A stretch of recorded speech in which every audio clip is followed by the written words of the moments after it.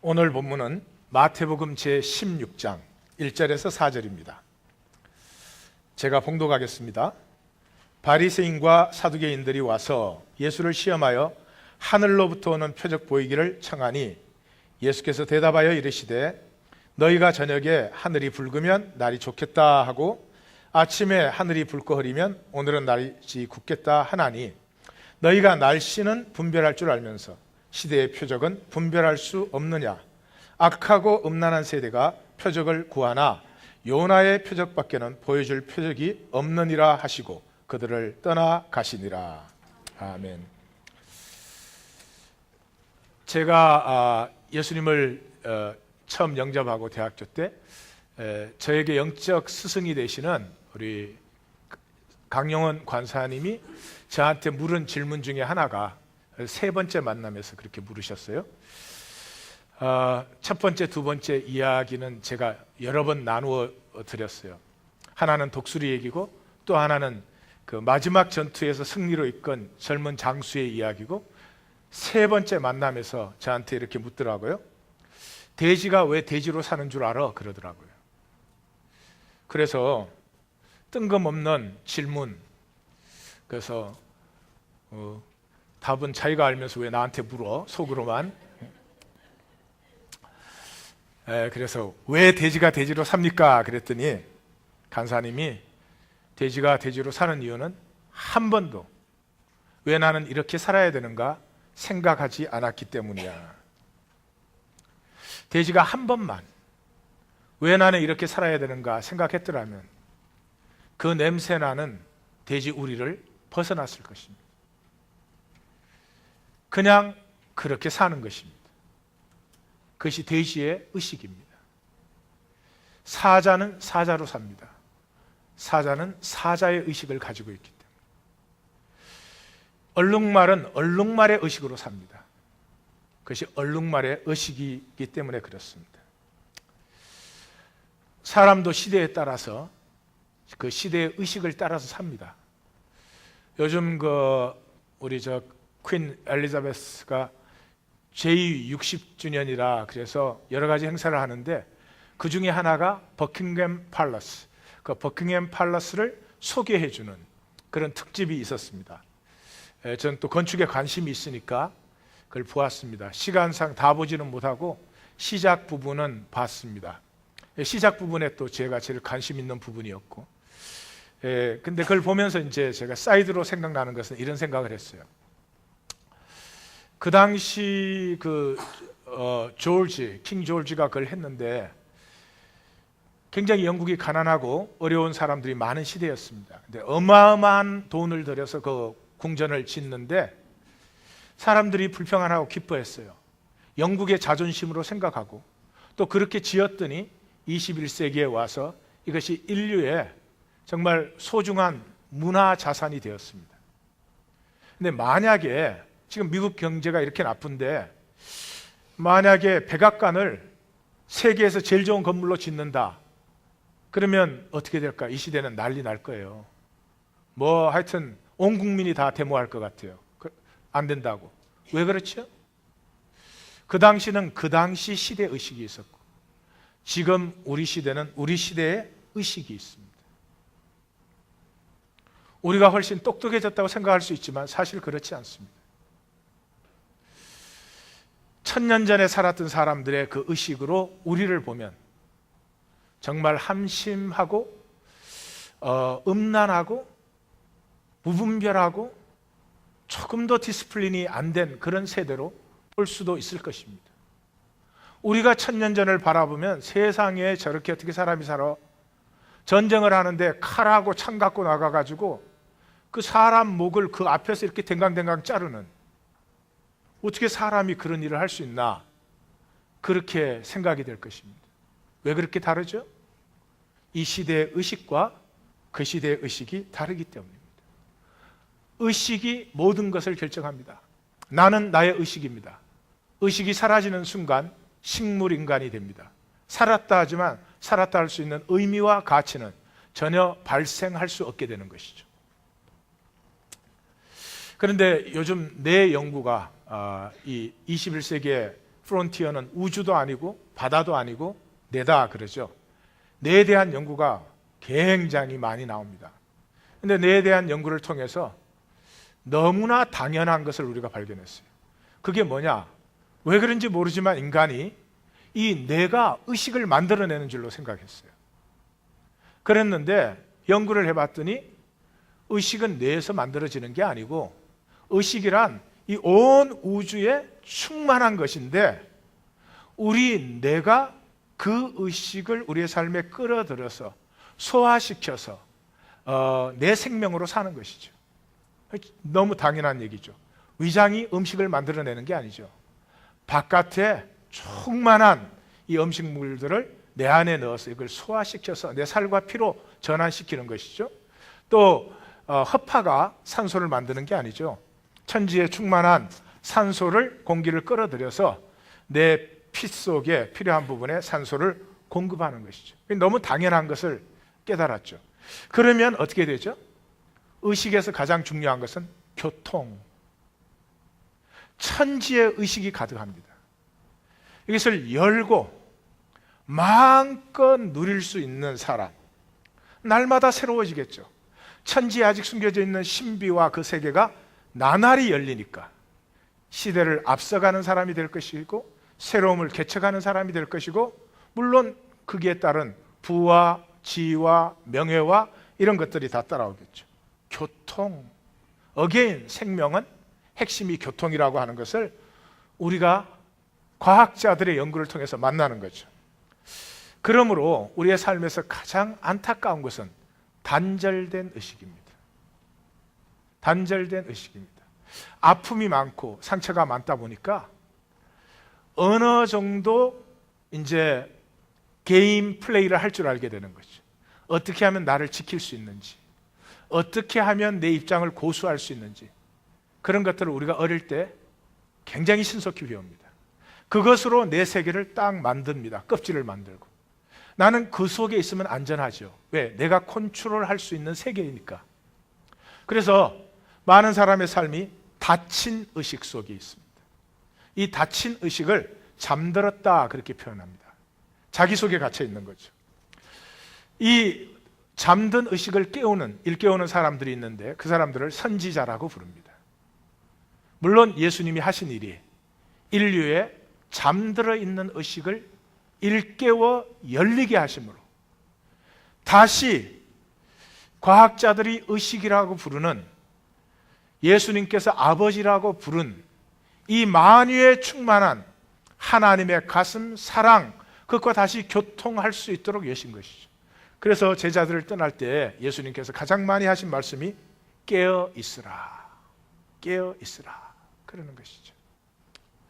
자, 이 시대에 증거되는 하나님의 말씀은 깨우는 말씀인지 잘 자라 편안하게 그런 말씀인지 그것도 한번 좀 질문해 볼 문제인 것 같아요.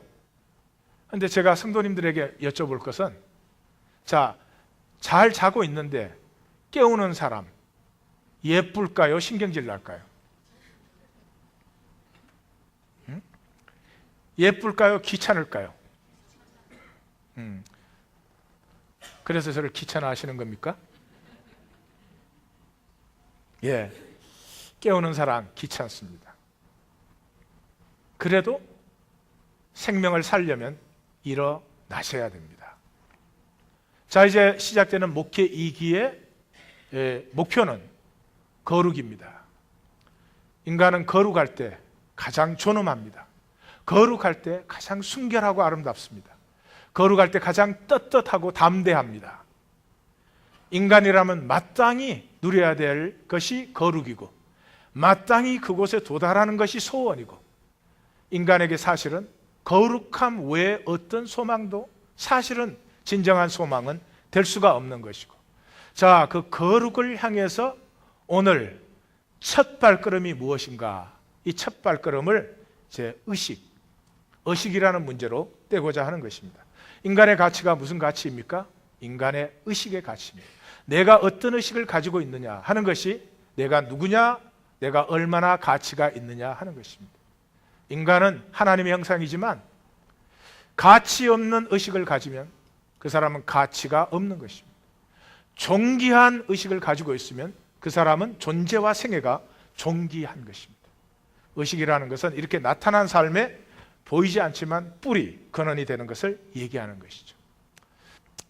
자, 그러면 우리의 목표인 거룩이 도대체 무엇인가?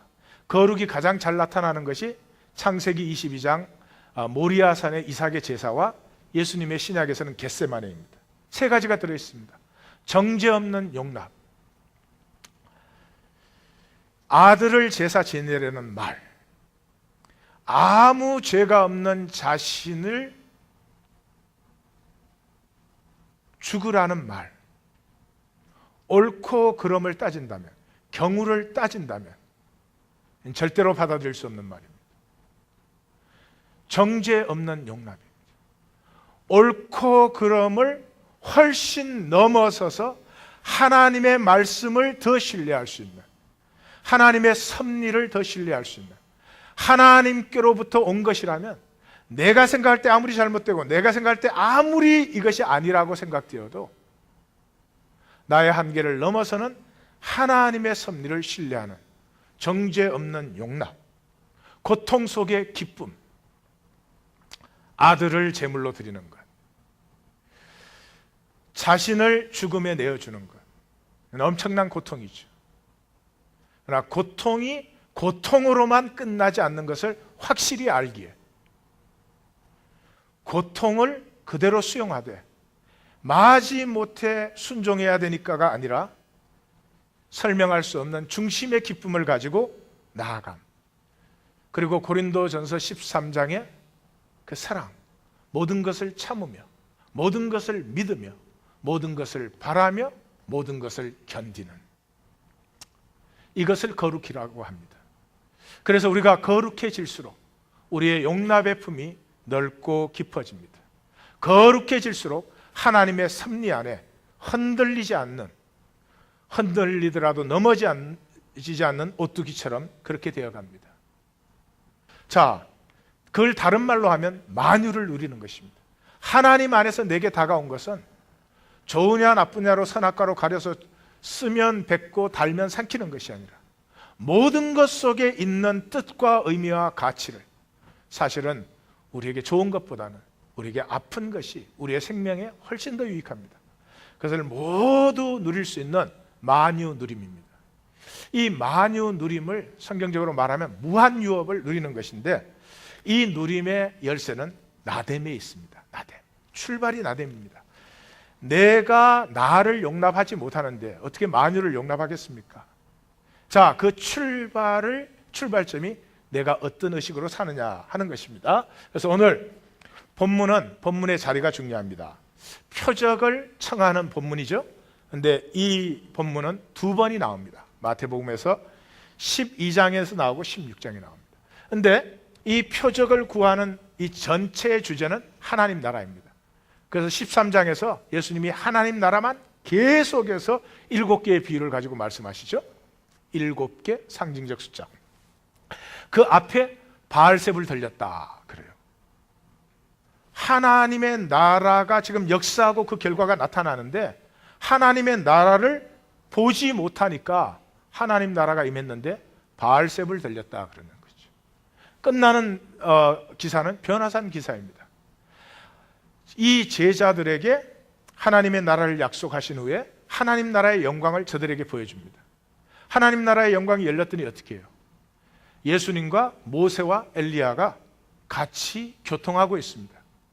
자기들 생각에 모세와 엘리야는 옛날에 죽었다고 생각을 했습니다. 그런데 그 모세와 엘리야가 예수님 안에 있었습니다. 모세와 엘리야 안에 예수님도 계셨습니다. 시공의 현상적인 것을 떠나서 본질적으로 전체가 교통하는 하나.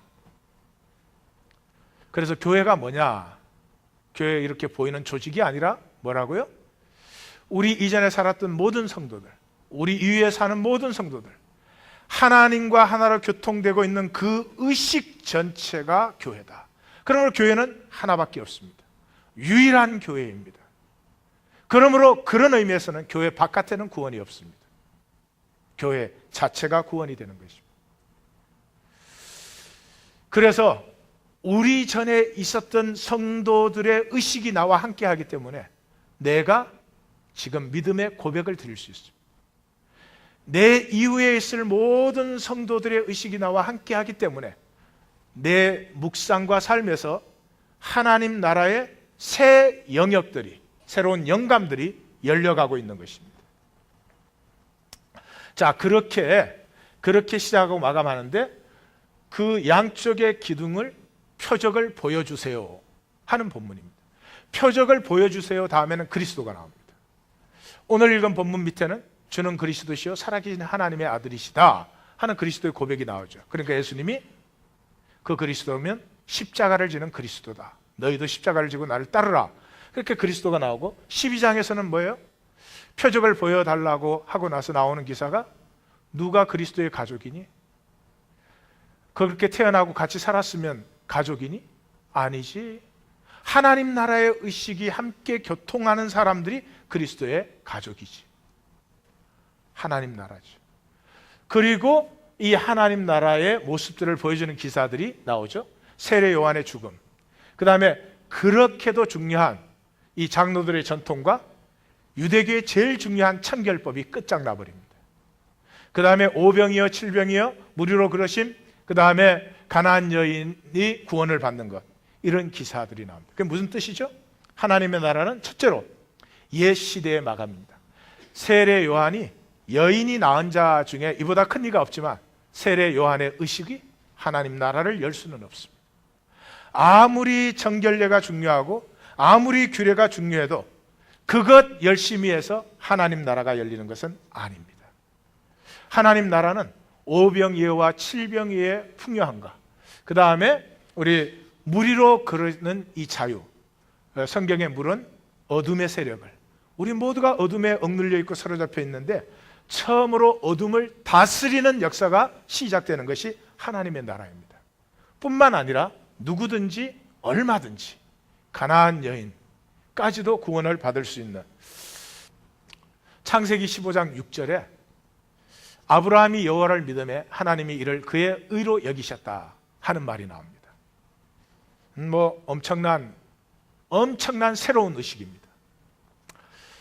이 말씀이 선포되는 당시는 애굽이 세계의 그 파워에 있을 때입니다. 이 애굽의 고 역사는 고왕국, 중왕국, 신왕국 그렇게 나누어집니다. 근데 고왕국 시대에는 바로만 영생이 있었습니다. 그래서 바로를 위해서 피라미드를 만들었죠. 왜? 죽은 후에 생명이 갈 길과 필요한 것들을 다 수용하기 위해서. 그랬는데 중왕국 시대가 도래했습니다. 중왕국 시대는 이렇게 도래합니다. 요셉이 팔려가는 시대인데요. 요셉이 어떻게 애굽에 가서 총리 노릇을 합니까? 그건 말도 안 되는 얘기죠. 애굽은 함족입니다. 함족. 함족이 자기의 최고 권세를 셈족에게 넘겨줍니까? 절대로 그런 일이 일어날 수 없죠. 하나님이 참 놀라운 역사를 펼치십니다. 애굽은 나일강과 남쪽의 사막지대 때문에 천연적으로 보호되는 나라입니다. 그래서 고대에 가장 왕성한 왕국을 처음으로 이룬 나라죠. 이 애굽이 힉소스라는 민족에게 침입을 받고 점령을 당해버립니다. 이 힉소스는 처음으로 전차를 만든 사람들이에요. 그래서 애굽을 정복하고 이 힉소스족으로 세워진 것이 애굽의 중왕국 시대입니다. 힉소스족은 셈족입니다. 그래서 함족 인재를 쓸 수 없을 때, 셈족 인재가 필요할 때 요셉이 팔려온 것입니다. 요셉을 통해 가지고 그 이스라엘 백성이 거대한 민족이 되었을 때 하나님께서 이 셈족 왕조를 끊어버리십니다. 함족 왕조가 들어서면서 이 셈족들을 그냥 둘 수가 없죠. 그래서 이들을 말살시키기 위한 정책을 폈을 때 모세를 통해서 이제 구원하셨다. 그래서 역사를 보면 거의 전율이 일어날 정도로 하나님이 얼마나 정확하게 역사를 인도하시는가 하는 걸 볼 수 있어요.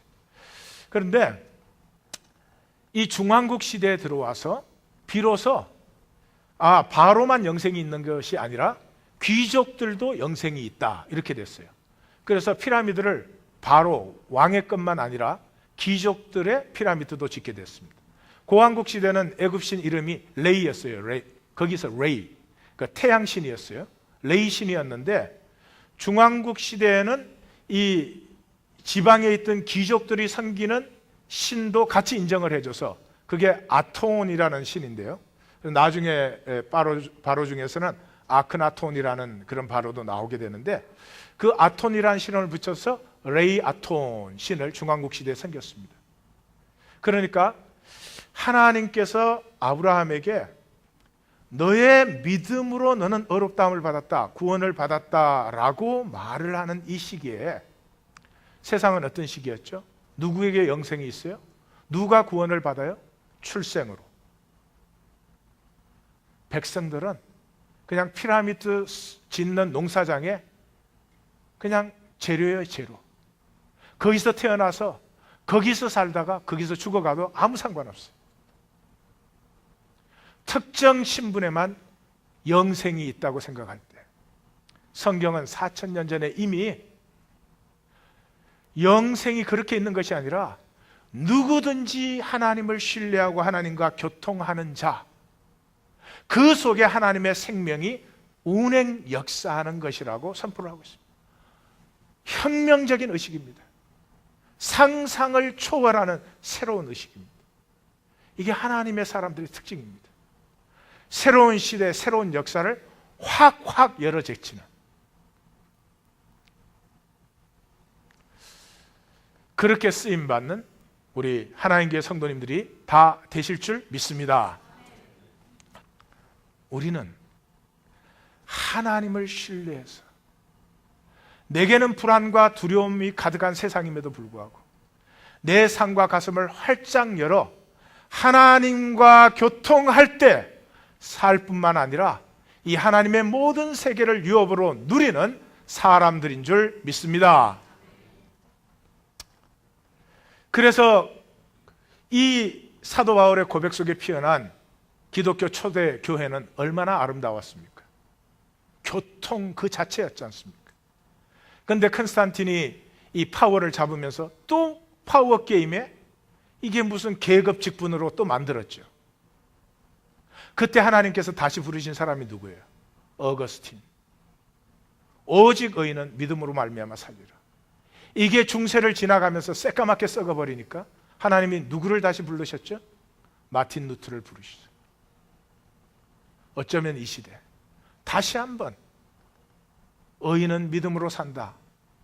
생명이라고 하는 것은 너가 어떤 형태를 가졌느냐, 무슨 어떤 교회에 출석을 하느냐, 그런 것이 아니라 너의 의식 자체가 열린 의식이 되어서 진정으로 하나님과 함께, 하나님과 교통한다는 것은 위험한 일입니다. 나에게 심각한 도전이 될 수도 있습니다. 어쩌면 나 역시도 창세기 22장과 겟세마네를 만날 수 있을, 그렇게 된다면 축복이죠. 영광이요 축복이죠.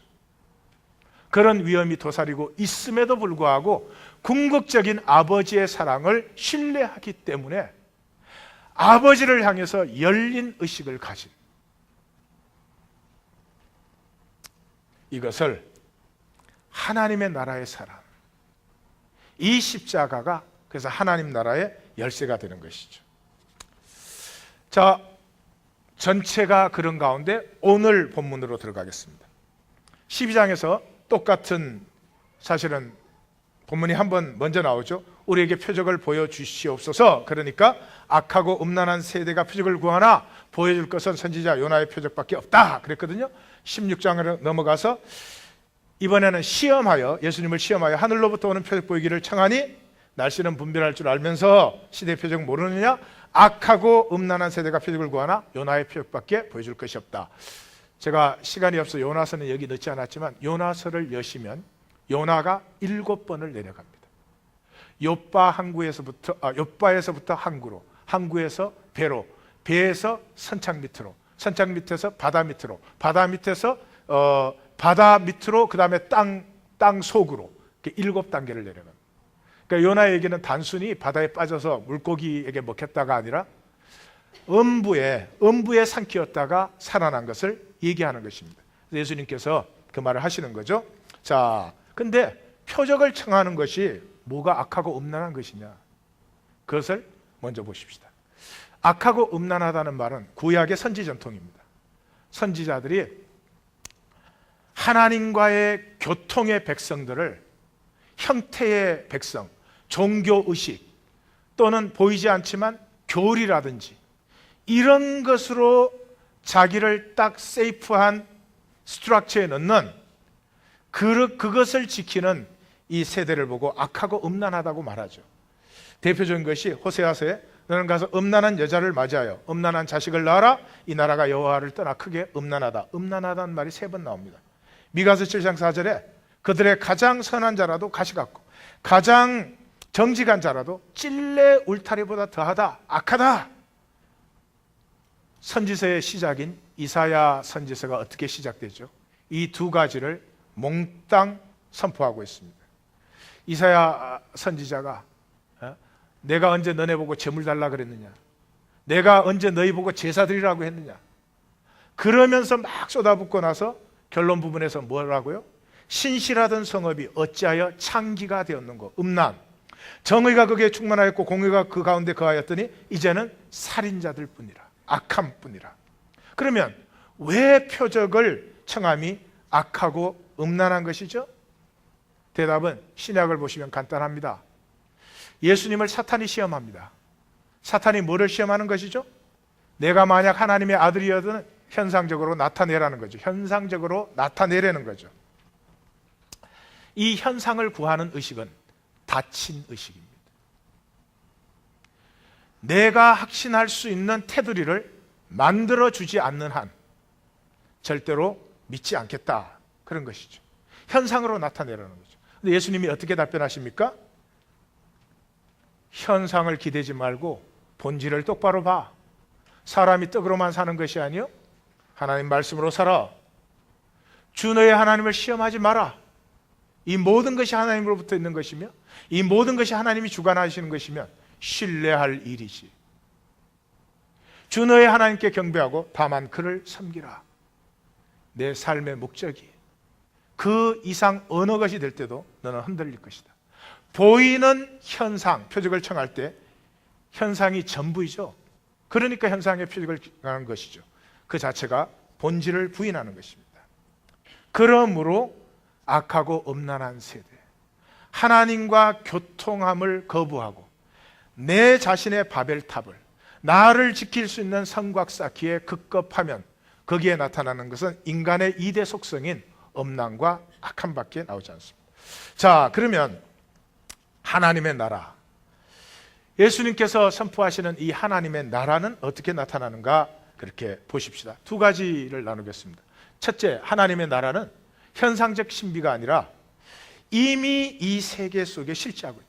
내가 성령을 힘입어 귀신을 쫓아내고 있으면 하나님의 나라가 이미 너희 가운데 역사하는 것 아니냐? 그것을 보려고 하지 않습니다. 현상적 신비가 아니다. 그 말은 꼼수가 아니라는 말입니다. 진리라는 말입니다. 일제가 우리나라를 강점했을 때요, 우리 민족의 혀를 끊겠다고 중요한 지리바다 쇠말뚝을 박았습니다. 그러면 한국인의 전기가 사라집니까? 어리석은 꼼수죠. 중앙청 건물도 북악산에서부터 내려오는 전기를 막기 위해서 자기네 총독부 건물을 그렇게 든든한 건물로 지었습니다. 그러면 한국 전기가 없어집니다. 꼼수입니다. 꼼수. 만약에 일제가 진리를 알았더라면 이조 말기처럼 부패한 관리와 왕조와 그런 시대가 인류 역사에 참 드문 시대입니다. 완전히 부패 무기력한 이 조정과 관리들, 거기에 시달린 백성들을 만약에 일제가 이 백성들 편하게 해줘야 되겠다, 잘 살게 해줘야 되겠다, 이 백성들이 가진 가능성이 피어나게 해줘야 되겠다, 만약에 그렇게 했더라면 지금 한국 사람들은 일본 사람을 어떻게 생각할까요? 그게 무슨 일본 사람, 한국 사람 형태적인 구분이 있습니까? 진리는 하나로 만들며 진리는 모두를 승화시킵니다. 그런데 신앙생활을 대부분이 꼼수로 생각합니다. 하나님에게 어떻게 잘 보이면, 하나님에게 어떻게 세게 어떻게 하면은 내가 원하는 것을 얻어낼 수 있는 게임으로 생각하는 경향이 많습니다. 안타까워요. 지난 주간에 제가 묵상 중에 이런 생각이 들었습니다. 우리가 이게 산수를 배우는 사람이다, 이렇게 생각을 한번 해보세요. 그러면 산수를 아무것도 모르다가 처음에 이제 배우면 덧셈, 뺄셈을 배웁니다. 제가 우리 정호철 성도님한테 물어봤더니 초등학교를 졸업할 때 제게 1차 방정식까지 나간대요. 중등학교를 졸업할 때 허수가 들어오면, 허수보다 더 나갈 것 같은데 뭐 그 정도 하십시다. 고등학교를 졸업할 때 미적분을 할 수 있습니다. 미적분을 시작하면 수학의 세계가 어마어마하게 열리기 시작합니다. 수학은 더 이상 숫자만의 얘기가 아닙니다. 뭐 별거 다 있잖아요. 저도 다 모르니까 그냥 별거 다 있잖아요, 이렇게. 알면 설명해 드리겠지만 그냥 옆에 분에게 별거 다 있대요. 그런데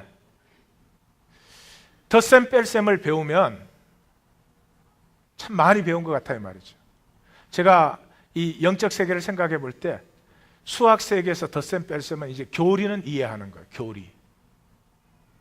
많은 분들이 교리 알면 자기가 다 한 줄 알아요. 덧셈 뺄셈 하는 것 가지고. 그 다음에 이제 구구단 정도 나가면 이제 완전히 엑스퍼트가 되는 것 같아요. 네? 그 하나님의 음성 듣기가 아닌 묵상 뭐 이런 것들이 이제 구구단쯤 되는 것 같아요. 왜냐 그러면 어떻게 되는 학교들이 구구단 이상을 안 가르치는 것 같아요. 그래서 구구단 알면 다 아는 거예요. 제가 볼 때 1차 방정식을 풀 수 있는 사람도 참 이 시대는 드문 것 같아요. 여러분, 신앙은 구체적으로 말하면 삶의 문제를 해결하는 능력입니다. 영성이 깊을수록 내 자신의 문제를 내 스스로 다스릴 수 있게 됩니다. 내 감정 하나 정도 충분히 다스릴 수 있습니다. 근데 내가 내 감정 하나를 못 다스리는 신앙인데 신앙은 좋다고 생각해요. 이유는 아주 간단합니다. 제가 한번 질문을 드릴게요.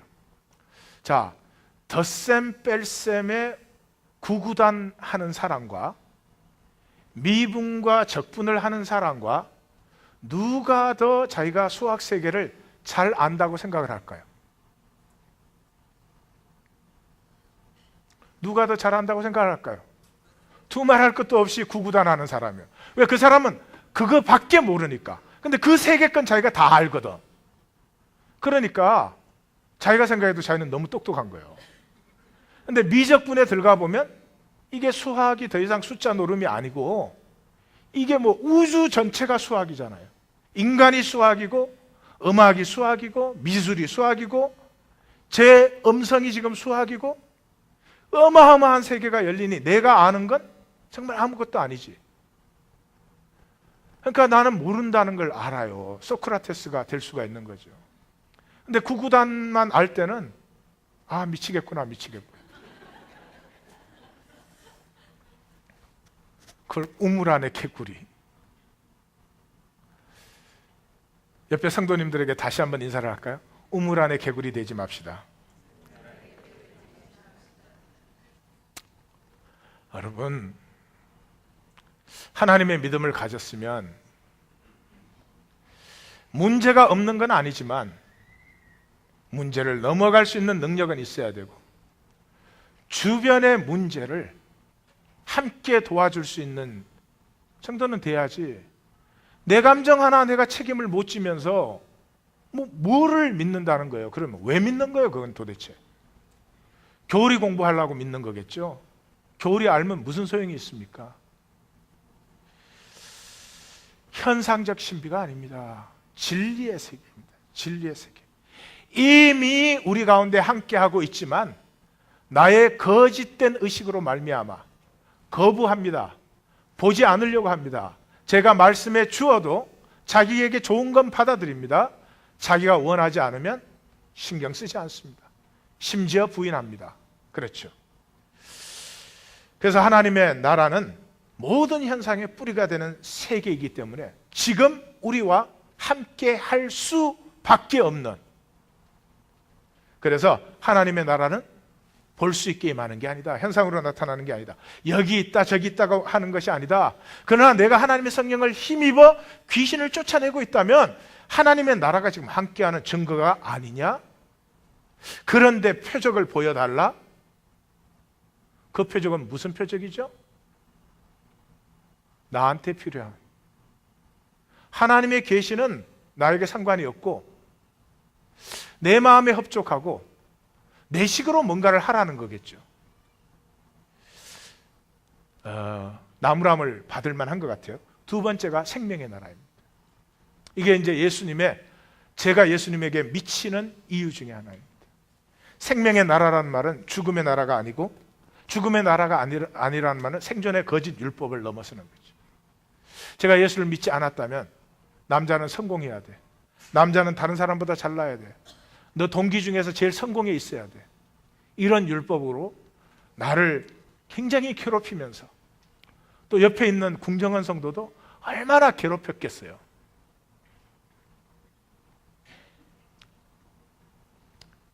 표정들이 그만큼 괴롭혔으면 됐지 뭐 이런 표정들이. 믿어주세요. 안 괴롭혔어요. 당한 건 저예요. 예수님을 잘 보십시오. 죽은 자들로 죽은 자들을 장사하라 했습니다. 생존 세계, 인간의 세계에서 절대로 폐기할 수 없는 것이 부친 장사입니다. 부친 장사를 폐기하면 그건 인간도 아닙니다. 그런데 생명 세계는 그것을 넘었습니다. 부친 장사 하지 말라는 얘기가 아닙니다. 부친 장사를 하느냐? 그러면 그 아버지의 생애 전체를 품어서 그 의미와 가치를 진정한 소중함으로 세워내는 장대를 해라는 거죠. 종교의식으로 사람들 앞에 그렇게 해야 되니까. 그 아버지의 생애의 아픔과 갈등과 그가 진정으로 소망하고 믿었던 것들, 그런 것들을 소중한 꽃으로 피워내서 우리가 함께 보며 우리 역시 그 아픔을 가지고 그것을 향해서 나가는 사람임을 함께 확인하는 것이 장례가 될 일이지. 종교의식을 넘었습니다. 내세를 훨씬 넘었습니다. 하나님은 죽은 자의 하나님이 아니다. 나는 부활이여 생명이니 나를 믿는 자는 죽어도 살겠고 물어 살아서 나를 믿는 자는 영원히 죽지 아니. 무슨 죽은 다음에 내세야? 지금 여기 하나님의 나라가 있고 지금 너희 속에 하나님의 생명이 있지 않느냐? 내세를 넘었습니다. 규례를 넘었습니다. 너희가 안식일에도 소나기가 목마르면 물 먹이지 않아?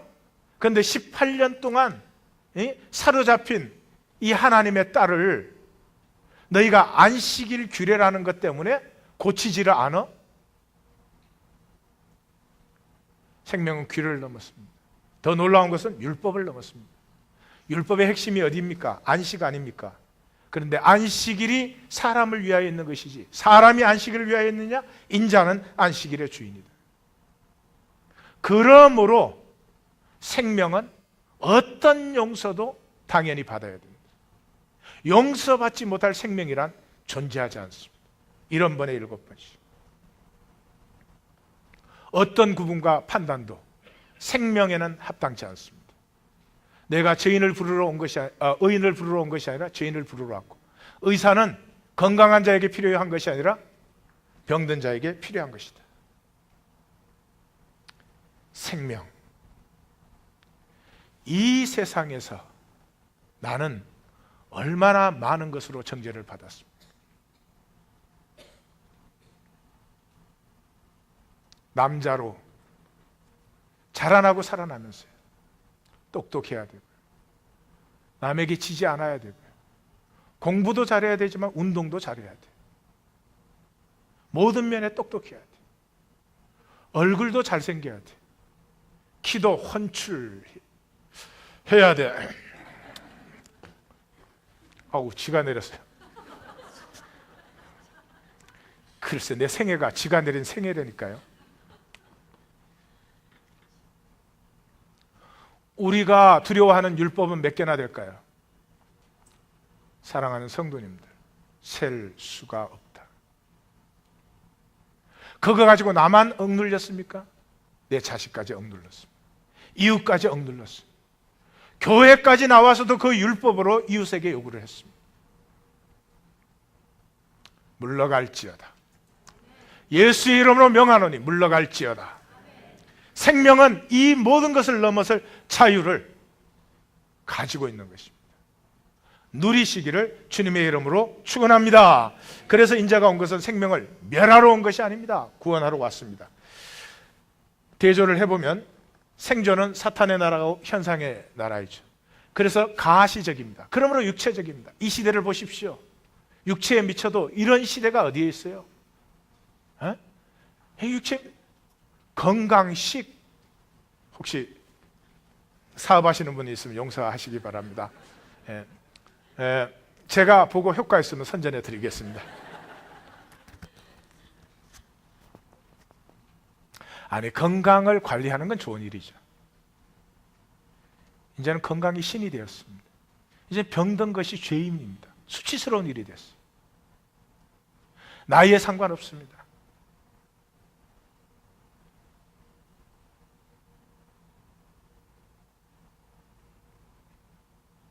육체에 대한 율법이 이렇게 많고 이렇게 컸던 적이 일찍이 없습니다. 우리 조상들 생긴 대로 그냥 편안하게 잘 사셨습니다. 우리는 내 생긴 것도 받아줄 수가 없어요. 그러고 보니 또 혹시 잘 고치는 데 있으면 꼭 소개 좀 부탁드립니다. 사랑하는 성도님들, 제가 이렇게 부드럽게 얘기하는 은사가 없습니다. 별것도 아닌 걸로 심각해지는데, 그래서 우스갯소리를 하지만 너무 슬픈 시대입니다. 우리 시시한 것에 정죄당하지 말고 정죄하지도 마십시다. 우리 생명의 존엄성을 누리며 이 생명이 가장 아름답게 피어난 거룩함의 자리에 우리 모두 함께 나아가는 좋은 친구들, 좋은 번님네들, 우리가 될 줄 믿습니다. 그런다고 친교실에서 또 맘먹으려고 하지는 마시고, 생명의 나라는 불가시적이고 피어나는 과정 중심이고 의식이죠. 형태는 항상 단절이에요. 남편과 아내는 따로따로예요. 그런데 아내의 가슴을, 남편의 가슴을 느끼면 단방 하나가 됩니다. 그 가슴 아픔, 그 느끼면 그냥 그걸로 교통이 시작됩니다. 아침에 나오는데 좀 급하게 나오는데 또 오늘 차를 누가 어떻게 하느냐 이 문제로 얘기를 하다가 제가 인사를 안 하고 그냥 나왔어요. 그래서 막 교회로 오다 보니까 키스도 안 했고 I love you도 안 했고 이런 신성 모독죄를 제가 짓다니.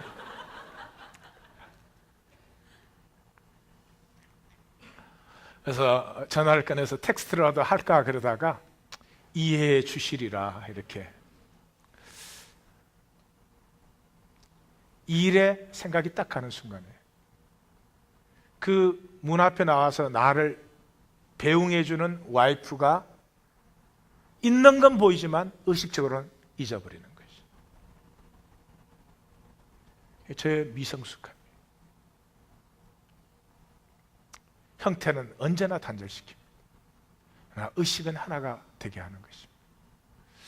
우리 성도님들 서로의 형태 사로잡히지 마십시다. 가슴과 가슴이 통하는 성령님의 코이노니아가 있는 우리 하나인 교회가 반드시 될 줄 믿습니다. 그러면 아픈 사람이 더 대접받아요. 그러면 약한 사람이 더 대접받아요. 그럴 수밖에 없게 되어 있어요. 가슴이 통하면 반드시 그렇게 되는 것이죠. 자, 결론을 내립니다. 하나님 나라, 즉 생명은 형태가 아닙니다. 의식입니다.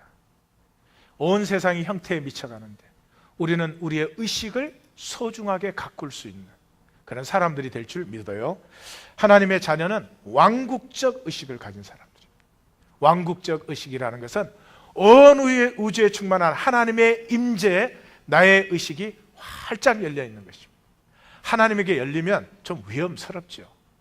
좀 도전이 되지요. 그렇지만 그 모든 것은 반드시 우리를 축복하기 위해서이기 때문에 좀 두렵고 좀 떨리지만 하나님을 향해서 열 수 있으시기를. 조금 열면 그 다음에 0.1mm 열면 0.2mm가 가능해지고, 그러면 30배 은혜가, 0.3mm를 열면 60배 은혜가, 0.4mm를 열면 100배 은혜가. 태초 이전부터 나를 기다려왔던 하나님, 내가 뭐가 소중하겠어요? 근데 나를 만나고 나하고 교통하고 싶고 아무도 들어주지 않는 내 얘기를 들어주고 싶어하는 하나님을 만나고 교통하면서부터 삶에는 이상한 자유가 임하게 됩니다. 왕국적 의식, 굉장히 좀 추상적인 표현이어서 제가 구체적으로 두 개만, 우리 거룩함을 향해서 출발하는데 두 개 시작하자. 그게 뭐냐? 첫째, 아파도 자신을 세운다. 아파도 자신을 세운다. 무슨 말이냐 하면요, 엮이는 가정에 뭐 이런 아버지가 있다. 참고 있다가 한 번씩 불쑥불쑥 이제 화를 내는 거죠. 화를 내면 온 식구들이 뭐 벌벌 떨고 이제 난리가 나는 거죠. 그렇게 되면 그 모든 가족들이 아빠를 화내지 않게 하려고 전부 롤플레이를 하게 됩니다. 나 자신됨을 전혀 누리지 못해요. 근데 만약에 그 딸이 아빠에게 이렇게 말했다고 한번 생각해 보십시오. 아빠, 화내지 마세요. 화를 다스려 주세요. 나는 아빠를 사랑하고 아빠를 존경하고 싶어요. 근데 아빠가 이렇게 화를 낼 때 모든 존경심이 다 사라지는 것 같아서 두려워요. 만약에 그 딸이 그렇게 말했다면 그 아빠는 그 앞에서는 화를 낼 수 있어요.